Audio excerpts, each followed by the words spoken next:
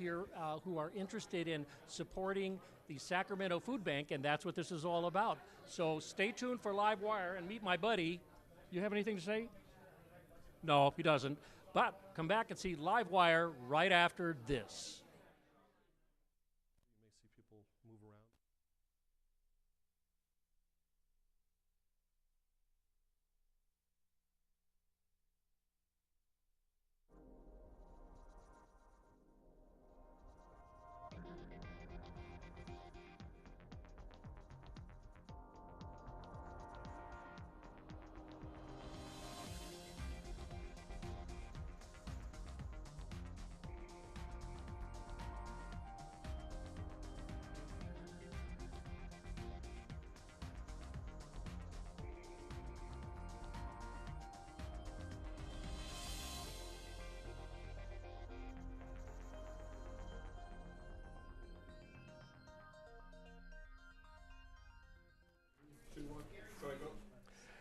Well, good evening, and again, welcome to Access Sacramento's LiveWire. I'm Gary Martin, and what a wonderful day and a wonderful experience to be at the Julia Morgan House here in Sacramento, where we're hosting, along with Assemblyman Kevin McCarty and City Councilman Eric Guerra, the second annual toy drive benefiting the Sacramento Food Bank.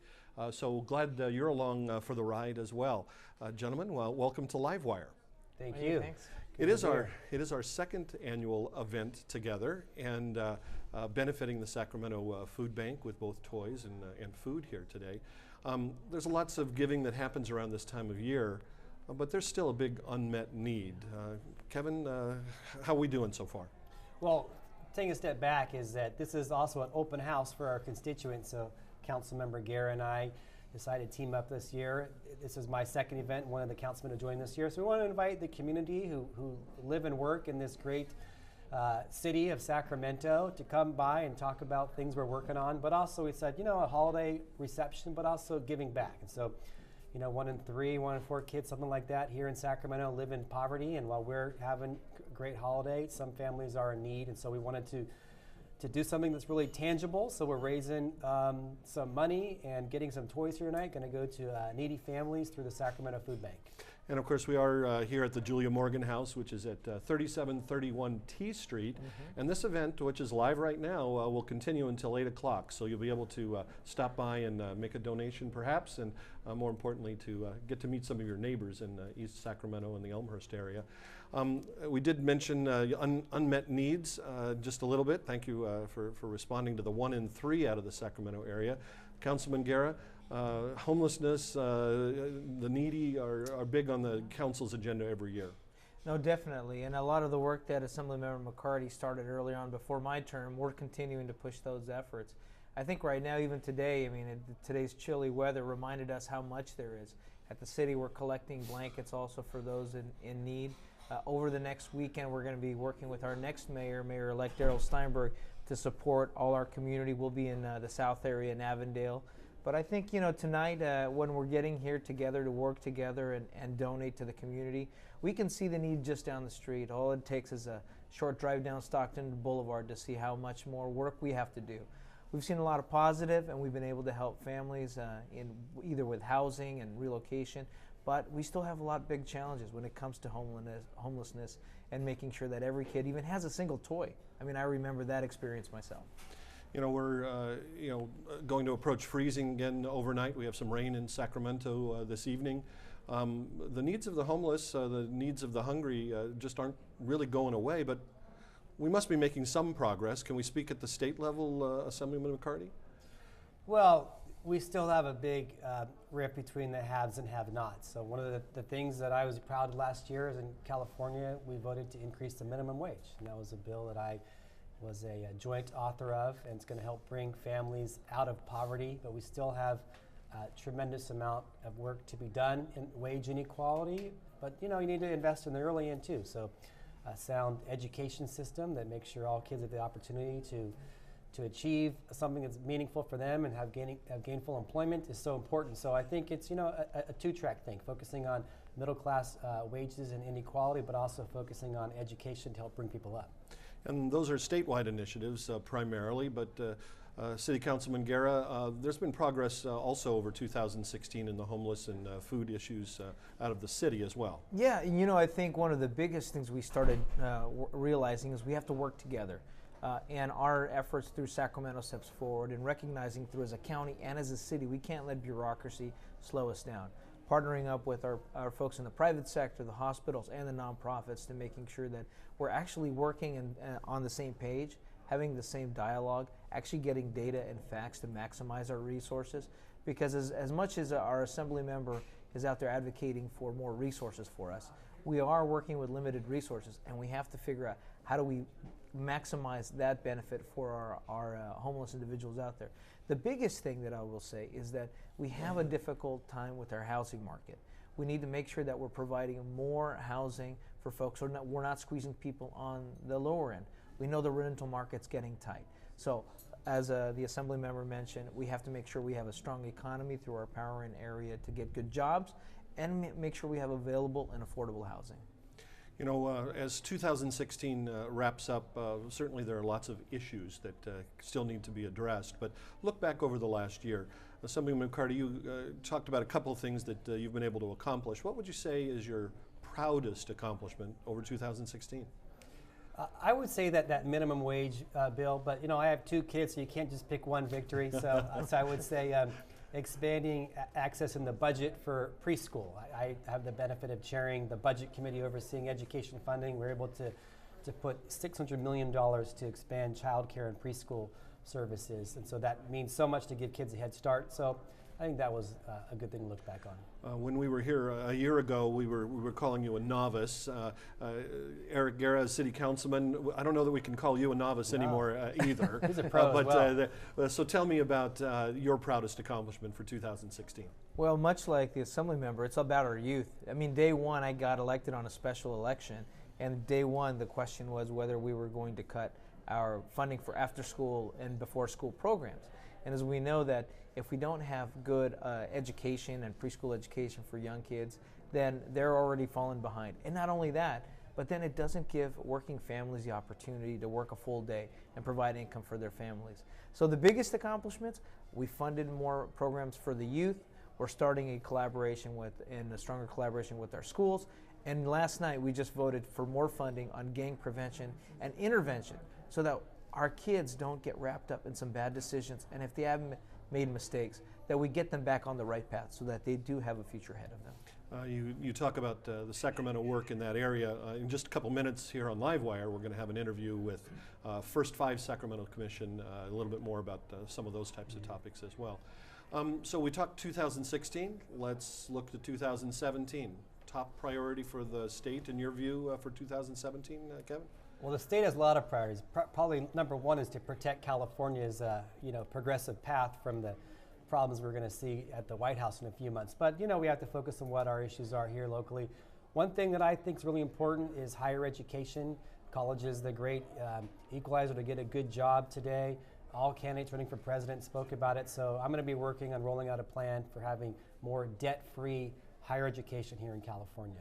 Are we talking scholarship programs or to be determined? To be determined, loan forgiveness, scholarships, grants, but allowing Californians to go to college without graduating with $25,000 in debt, hindering the ability to buy a home, start a family, and have a good start with a job and a career.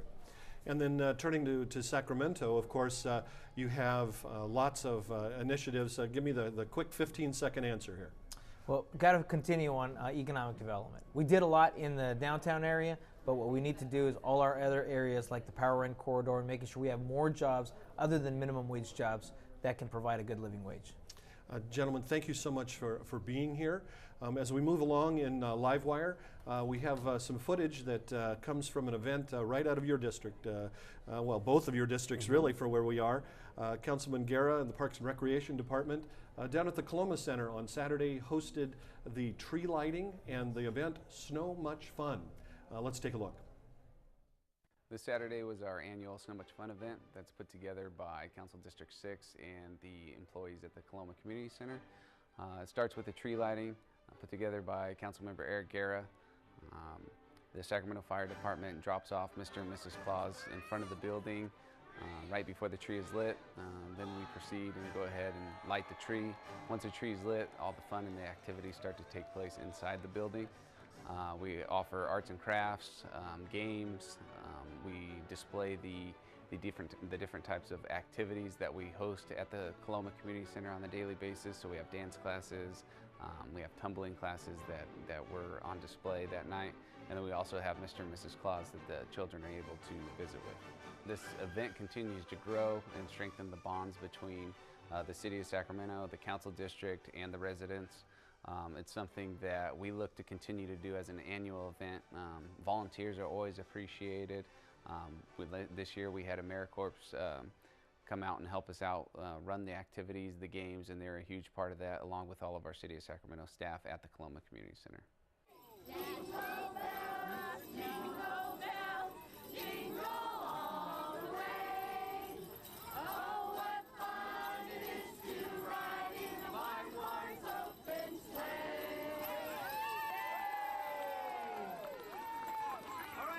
Big round of applause for Tiny Tots. We consider ourselves a foundation in the Elmhurst community. This is a community center, so we basically want our doors open to the community of not just the residents of Elmhurst, but the City of Sacramento as a whole. We like to stay connected and as an active part of the community. So this is something that we feel like with the holidays quickly approaching allows us to be an important part of that for all the residents. What a great event at the Coloma Community Center. We're live tonight at the Julia Morgan House, 3731 T Street, for an open house with Assemblyman Kevin McCarty and Sacramento City Council person Eric Guerra. For more on that event, where there's a much more lively crowd, let's go out to Ray Tatter at the front of the house. Hey, if you tuned in to LiveWire, we're in the beautiful Julia Morgan House, which is a beautiful building built in, what did you say, the 1910? 1921 to 24. 1921 to 24. She also built about 900 buildings in the greater California area. She's the first woman architect of California, and she built the famous Hearst Castle, right? Yeah. This is Paula Bogosian. She is a consultant on historical architecture. Yeah, architect historian. A past teacher. Yes. Whoa, that's a heck of a life. It's very interesting, really, to get to know a lot about people and their buildings and the architects that built them. Yeah. So, is this the only building that Julia Morgan built in Sacramento? No, she also built the public market, which is now part of the hotel downtown on J Street. J and about 13th, right? Yes. Yeah, that's a lovely space. And so it just has the facade of the building, but then it goes up 15 stories. This second floor is still part of the second floor. Original second floor is there, and bits and pieces of the basement. But essentially, they kept the two-story organization when they inserted the bar and the amenities for the hotel. But we were able to keep the building pretty much intact, and that was an important thing because the Glide family was very wealthy, early Sacramento family, was involved in the public market, and it was one of the Glide children who contracted with Julia Morgan to build this house. This house that we're in. Yes. Yeah, it's really beautiful. I love the wood. We were talking beforehand about this great woody stuff, and that's teak wood, right? That's teak wood, right? Okay. Well, I want to say one thing. Yeah.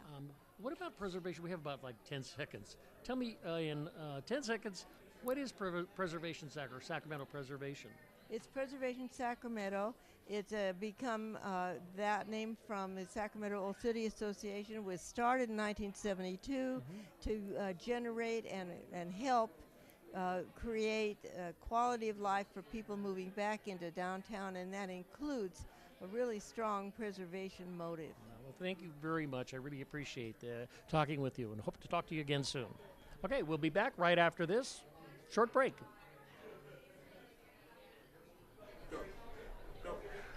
Good evening again, and welcome back to LiveWire. I'm Gary Martin, and we are here with another interesting kind of topic as we look at this open house and toy drive, because it's all benefiting the Sacramento Food Bank.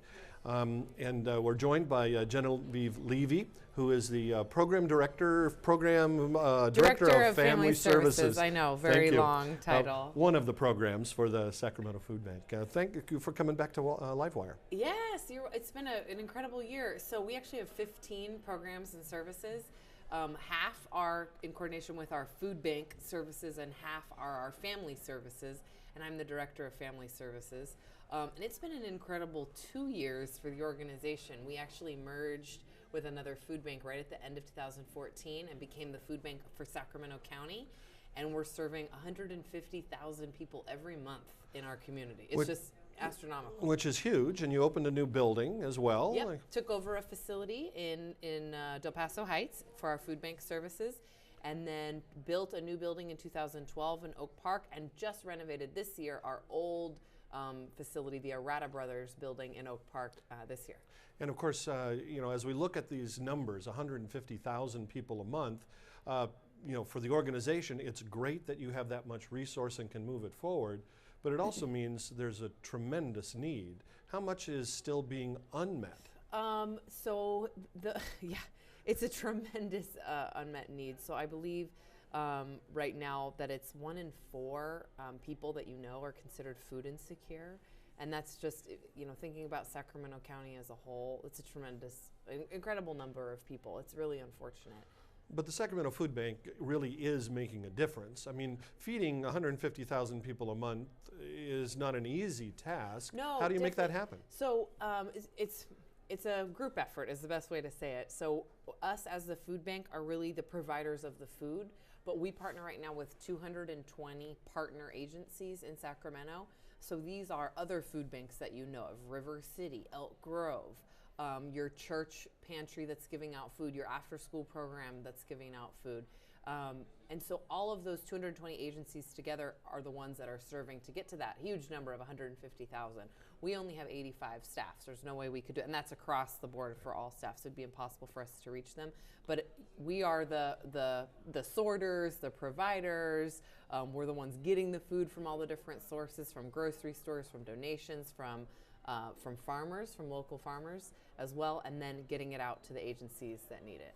We talk about, of course, the name being the Sacramento Food Bank, but it's really the Sacramento Food Bank and Family Services. Yes. So what other kinds of programs are people maybe less aware of Those in are our the area? ones right up my alley. So at our Oak Park campus, which we call now our Family Services campus, because we do all of our food bank operations out of a location in Del Paso Heights, but again, agencies pick up and take it out.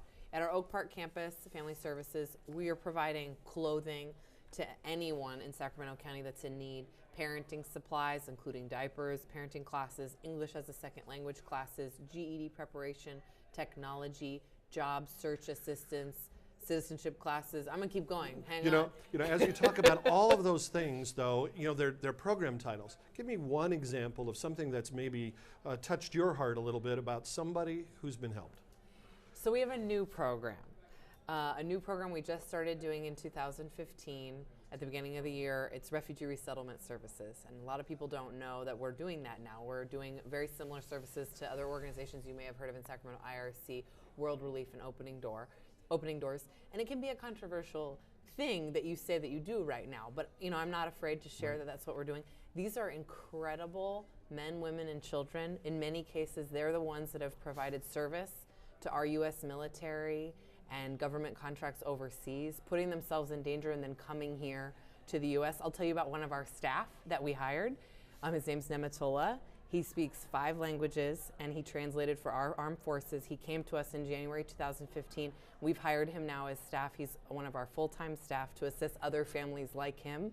And just impacting, we only serve 90 individuals a year, but to make this huge difference in their life, we're finding housing, helping them get connected to schools and jobs and life. It's just, there is no work that I've ever done that's been more impactful. You know, just around the corner, of course, we're at the open house and toy drive for Assemblyman Kevin McCarty and Eric Guerra. We can hear the noise around the corner just a little bit. So that's also toys and food that'll be distributed by the Sacramento Food Bank. How necessary is the holiday support that you get? Our biggest holiday support, of course, comes around Thanksgiving with our turkey drive, our big distribution. We provided over 15,000 turkeys and holiday meals to families in need. That's 15,000 families, as well as the Run to Feed the Hungry. Christmas is a little different. We continue doing our exact same daily food support throughout the county, but we have a variety of parties, I guess is the best way to say, or special gatherings that we do for mainly our family services programs. So those are all coming up. We got one Friday and we have 4 next week. And so the toys are going to go immediately out to these families that are coming for our services for the children. And it's just a great way to sort of say, hey, I'm going to celebrate you for really trying to better your family's life by participating in your programs. So I'm going to be able to give your children a present by coming to our event. So lots of opportunity essentially to become involved for anybody who would like to. And we do talk about the success of the holiday time period. But it's not something that goes away in the summer. It's not when the weather turns warmer. This need is year-round. Yes, most definitely year-round. Sometimes it's almost hard being on this end as staff during the holiday season as you're bombarded by requests from groups that want to help, and it's wonderful. But in July, we could do the same thing. So, you know, if your company is thinking about getting something together, maybe mix something up and try. Let's do a clothing drive in July. Let's do a canned food drive in July. The summer, the amount of food that we have, you know, in storage or in our warehouse prior to going out to agencies is just so much less than what we have during the winter months. It's just incredible. So in that regard, are we not supposed to donate perishables, right? It needs to be something that is sustainable. How does a food drive really work that would meet your best needs throughout the year? It's both. So we provide a wide variety of fruits and vegetables. We actually have what we call produce distributions, where we're just giving out fresh fruits and vegetables at 11 sites throughout Sacramento monthly. But again, we source those in large quantities, so we're able to give out to all 200 individuals that come to that distribution. Ongoing things where a company might do a drive, generally it is like a canned food, a non-perishable items, but we most definitely can take perishables. So you have that orange tree in your backyard that's too many oranges, we can definitely take that. It's going to go out to someone who needs it. So what would the, way for people to get more information about not just helping the Sacramento Food Bank, but supporting homeless and food services throughout Sacramento County? What can they do? Most definitely. So our website is a great resource for getting connected to our organization, and it's pretty easy, sacramentofoodbank.org. Loaves and Fishes is also another tremendous organization in our community that serves more of the homeless population through a wide variety of services. And the City of Sacramento also does a tremendous amount of volunteer work. So if that's something you're interested in, City of Sacramento is a great way to kind of figure out where you want to get volunteering or coming directly to us. But amazing that you said that. One of the things that we always try to mention and stand true with is give back in a way that you're most passionate about. If it's animals, or if it's seniors, if it's foster children, if it is hungry, if it is refugees, if it's children, you know, find what you're most passionate about and give back. You know, the Sacramento Food Bank has an easy name to remember, and the sacramentofoodbank.org, a great way to get more information about the many services that are available out of our area. If you were to look at the family services side, you talked about the new program, the refugee program. What's the oldest program that has had the most success? Oldest program on the family services has had the most success. That's super interesting. I'm going to say probably adult education, because I know that started very humbly with teaching adults how to read when we were just a soup kitchen back in 1976 in the basement of Immaculate Conception Catholic Church. And now it's grown to something so much more where we're helping people get their GED, helping them hone their interview skills, look for jobs, learn technology skills, get certificates for Microsoft Office Word. It's just gone so far. Genevieve, thank you so much. You're welcome. I can talk forever. For being here. Oh no, it's wonderful to hear about all the wonderful things that are happening. You're watching LiveWire on Access Sacramento. Ray Tatter is our host. Okay, you're here to support, this is actually a fundraiser for Sacramento Food Bank. Okay, yes, it's Ray Tatter, and we're live on LiveWire. And with me in the studio here, which is the great preservation building built by Julia Morgan. With me is Erin Maury. You're on the board of directors of First Five Sacramento, right? Oh, I serve on their staff for First Five Sacramento. Staff. Yes, And yes. what do you do on the Are staff? you familiar with First Five Sacramento? Yes, well, I know about First Five California, and it's about the same thing. It's about supporting the development of bright and wonderful, charming children. Yes, it's all about the first 5 years. So we realized that 90% of the brain develops in the first 5 years. So First Fives were created throughout the state, one in every county, to support the healthy development of children in the first 5 years, making sure they get a good start in life. So I have the opportunity to do their communications and work on programs in our community. Wow, this is wonderful. And groups like, nonprofit groups like the Sacramento Food Bank, and you all work hand in glove, right? Hand in glove. We couldn't do it together without the amazing community support in Sacramento. There is such a spirit of collaboration working together that when they say it takes a village to raise a child, it certainly does. Wow, that's absolutely true. And this whole event here is actually to raise money for the Sacramento Food Bank, and it's also a fundraiser brought to us by a Sacramento council person, Guerra, and then also our Assemblyman McCarty. And they are great partners because they're able to help children on a higher level, at a local official level, and at a state level to make sure that kids come first. So, of course, First Five Sacramento partners with them, came with our age-appropriate 0 to 5 toy, and I'm glad to have partners throughout the community. Tell me a bit about some of the services that First Five provide for people. Well, look at it as surround sound services, from health to dental to family programs to community engagement, anything that can make a child start kindergarten healthy and happy, ready to learn. So that will also involve early learning programs, childcare, preschool, anything that makes the first 5 years important for their growth. And if someone's interested, they could just Google the words first, the number 5, Sacramento, right? You can find us at first5sacramento.net, or better yet, join our conversation online. We're on Facebook, Twitter, Instagram, Pinterest, and we would love for you to join that community. Yeah, and learn more about, because I noticed on your website it said prenatal through 5, and I thought that was really interesting. Because that's where it starts, in the womb, and we have a great program just for women, sachealthybaby.com. Check that out, because it does begin in the womb. It's birth through age 5 and beyond, and we want to make sure these kids get a good start. Good, thank you, Erin Maury. Thank you so much for talking to me. Thank you for having me. All right, have a happy holiday. Same to you.